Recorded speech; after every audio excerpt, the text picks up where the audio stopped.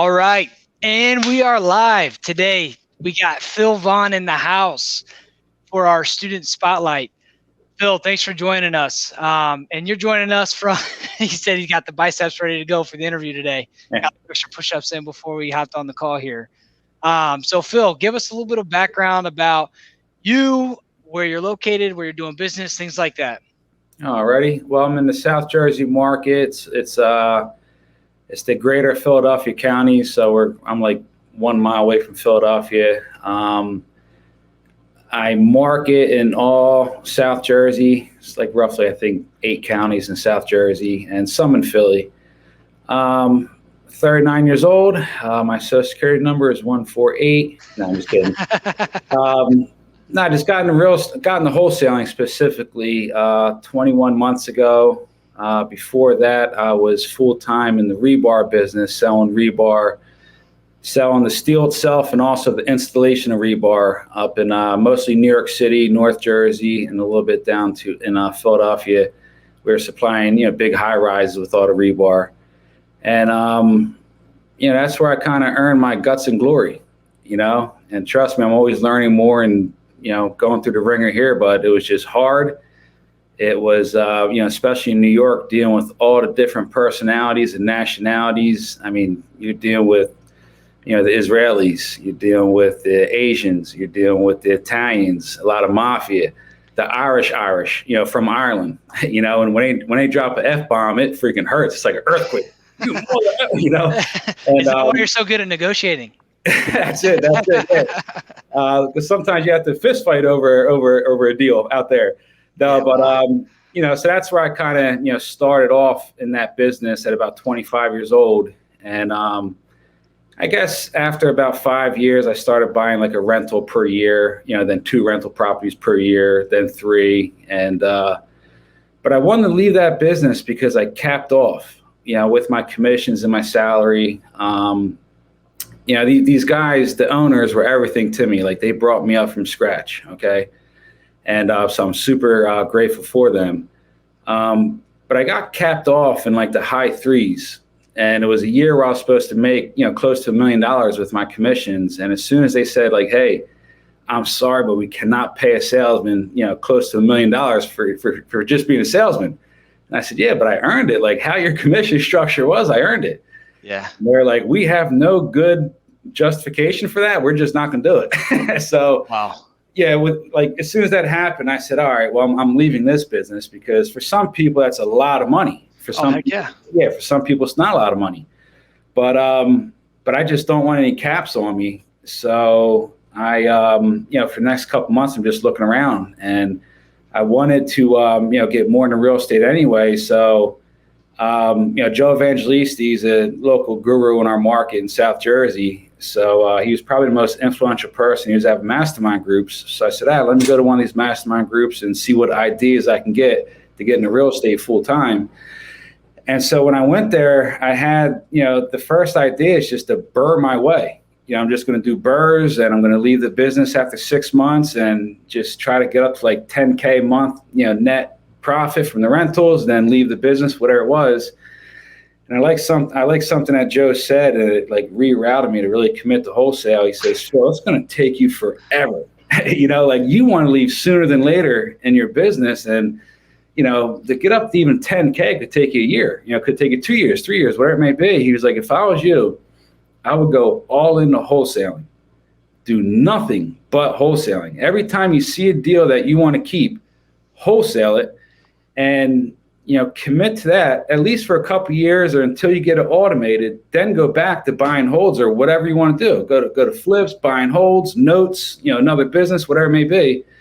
And so I took that advice. Now, some people that were kind of starting off at the same time as me, they were doing very good, just burn their deals. And Some of them I'm kind of jealous of, because they're net passive income, even though it's not truly passive. It's like passive aggression income, but like it's up there, 15, 20K. And I'm like, oh man, did I make a bad decision there? But I was able to make some significant money and replace my income in the steel business within like probably the first 6, 7, 8 months. I replaced, that salary and commission structure.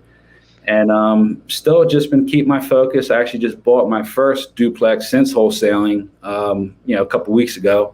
Nice. And so that's basically it there. You bring up that you were making about $300,000 in a year at that point in time based on your commissions. Yeah. And you guys have $300,000 locked up, ready to close in escrow, already in escrow with buyers in place and everything, closing here in August, right? Dude, that is crazy. I mean, people dream of a six-figure, 100,000 a month, and you guys are triple that. That's awesome. I had some questions as far as that goes. One, I wanted to ask you about how far back was it when you started working with us? That was was that September, October-ish? It was October, I think. I went to your first mastermind in like May. Right. Last May. And then, I think the one-on-one when you guys are still doing like a real one-on-one was, about that time, yeah. October. And questions for you. How do you think your company or business has changed from the moment you started working with us to where it is today? Well, I was just like shotgun shooting in the beginning, just there's no rhyme or reason, just spending money. And we were still getting a lot of deals. And tell you the truth, I mean, we were doing pretty good until COVID hit. Thinking about COVID is a lot of my peers were still crushing it during COVID. For me, it kind of, I don't know if it was in my mind or what, but it kind of, definitely hurt us. Not hurt, but just we're at mediocre months. So I kind of caught up with you guys right in the middle of that. So it still probably took good 3-4 months to implement what I was learning. And with all the admin, I was implementing it very, very slow. Very slow. But and I tell you the truth, I'm still implementing it. So I would say if I didn't get on board with you guys, my maxes would probably be like $100K a month just by shotgun shooting, seeing every deal myself, having untrained guys in the office, just, basing, calls and talking to sellers off math alone, but with no script and just trying to play numbers game. But now, with you guys, we can actually talk to less people, but the acquisition guys are more skilled at talking to them and get more deals than talking to a boatload of people, in a unscripted way. So right, that's a good point. I think a lot of people they don't think about that. The concept you brought out there was doing more with less, and that was something that we had to figure out quickly when we had built a team. We had 12 people on our sales team. And one day we came in and we were like, yep, this just isn't working. The overhead was too high and they weren't bringing in enough for it to make sense. We had to fire everyone. So then the questions were, hey, how can we do 3x the revenue with a third of the people? Right. And it changed the questions we were asking ourselves. Yeah. And so we got different answers. But from what I heard, what you said, though, was your team is dialed in now. They are trained assassins, basically. Right? Like when they have an opportunity in front of them, they are capitalizing on that opportunity. Yeah, not as dialed in as I'd like, but probably 5 times more dialed in than before. Right. Actually, that's a great point. I know Eric on your team is just lighting it up right now. I know we had a call with him. What was that? Not last Thursday before that. Mm-hmm. He had a couple hiccups in the process, and he had some people that were ghosting him, and we were able to break down some of those calls and found out what it was. And the great thing about having people who are coachable, who are bought into you as a leader is, he took the coaching and he implemented immediately. And literally in the next 2 days, he had 3 more deals signed. Yeah. It's awesome. Awesome to see that. Awesome to see, you're emerging as a great leader, and I'm loving where your guys' company's going. Yeah. Everyone within the organization's growing, and I love seeing it. Yeah. Just one thing, Josh, the training can work miracles, and that's probably one part. And, Nick Perry was confirming that with you guys when he was at your event. I think it was like 3 events ago, but he said that the training your guys is the best ROI, it's better than marketing. And so I kind of implemented that right away. And it's funny because right at that time, I gave Tiffany a call about Eric.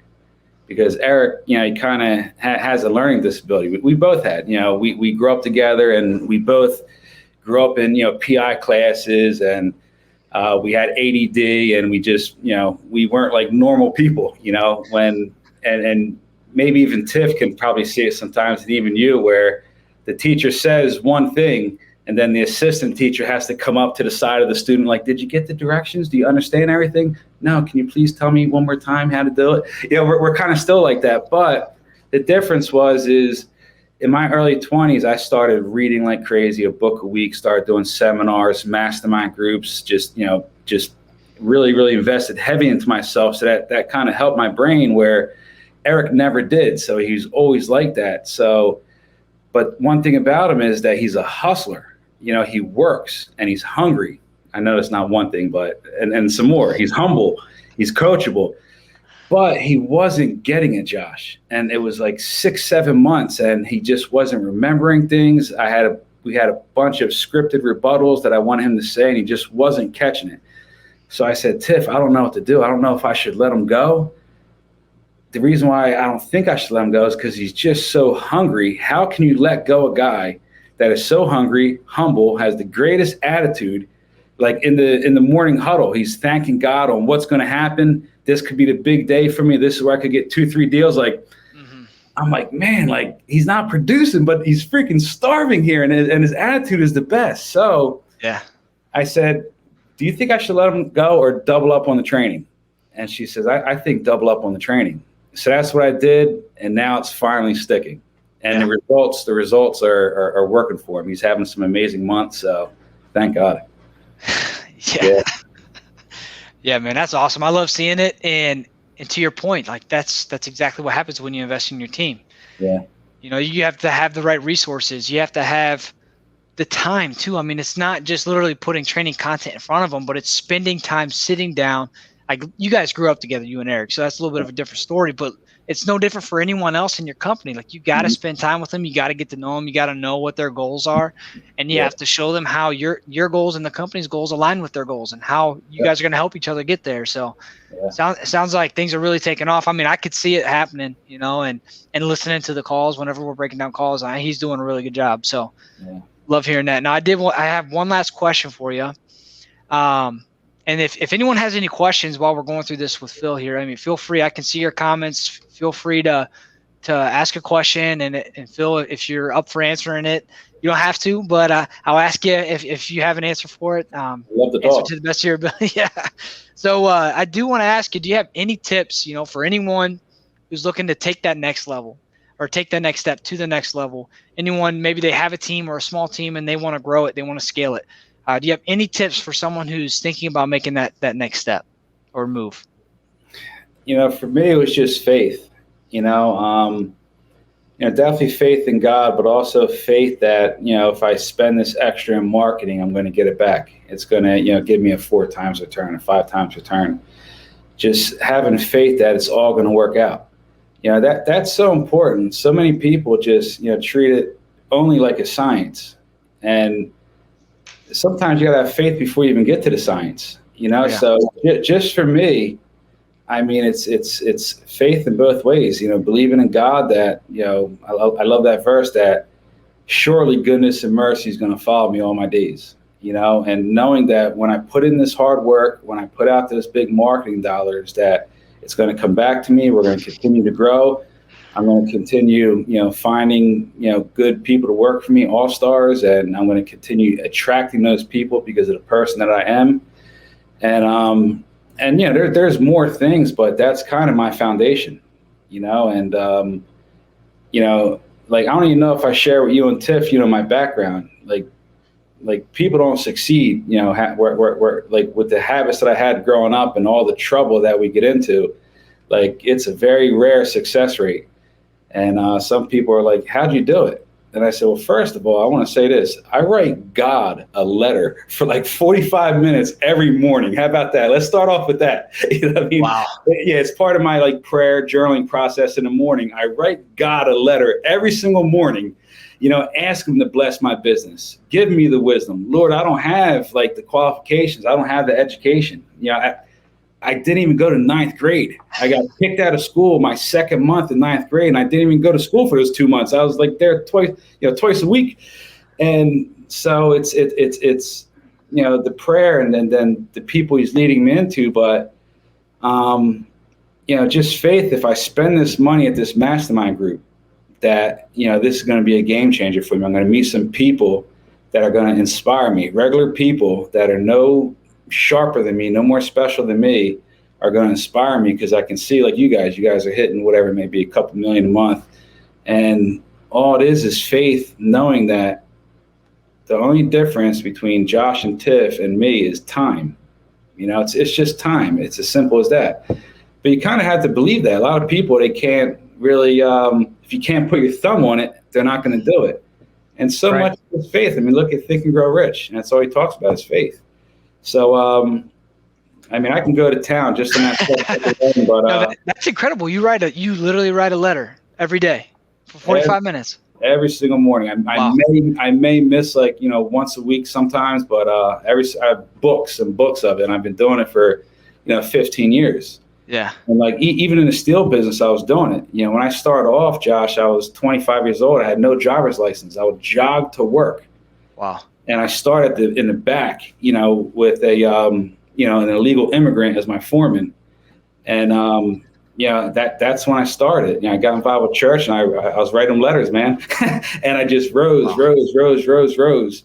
And I just don't accept, caps and lids over my life. So I just keep growing because of that faith, knowing that, good things are following me, right. And, you have, and I didn't want to go out to this, into this area of preaching or anything like that. But, you have, the law of attraction, you have all these, Think and Grow Rich books and faith. Well, it all derives from the Bible. It's all there first. Everybody's copying the Bible, and you just got to kind of see it, and risk. And that's so what here's the trick. We all know and we've heard of these things, but it's actually doing it and doing it daily and having the discipline and being accountable. And that's when you start to see yourself grow. I mean, even to your point. I mean, that's an incredible story. You haven't gotten real deep as far as your background story with your upcoming and stuff like that. I mean, but just even touching on it right there. I mean, what an incredible story. Yeah. And it's a story of faith. I'm in a town 2 square miles. I never left far from where I grew up at. I live in a nicer town down the street, of course, but there's 200 people on my Facebook that would say, hey, Phil didn't do that himself. He was a knucklehead. That was God that did something. So he gave me that gift of faith, and I just keep exercising it. And so, and sometimes, Josh, I hate to say it, I don't want to tell you guys or, dishearten people, but the numbers don't always make sense on my end. Sometimes I can have $150K a month and I spent $6K marketing. That's not a 14, 19% expense, profit. Hey, actually, that's a good point. One reason why we say that is because, what's a measurable number that you can use? So I can't tell you how many people come into the group and they're like, I want to have a 6-figure month. I want to do 100,000 on a monthly basis. And then, the first question is, okay, great. Well, how much are you spending in marketing? $1,000 a month. It's like, what? You can't expect to have a 6-figure month if you're not spending the money, right? You got to have the faith that when you spend it and you have the right systems and processes and procedures in place, that it's going to come back, right? And not only that too, I mean, to your point, you brought that up about spending it on marketing. I also want to challenge everyone who's watching this to also think of it from a manpower perspective as well. Right? I know we've been on Phil since October on hiring an admin. And the thing that we try to explain is it might, a lot of people get hung up because it might cost, $40,000 a year if you have an admin, or $32,000 a year to have an admin.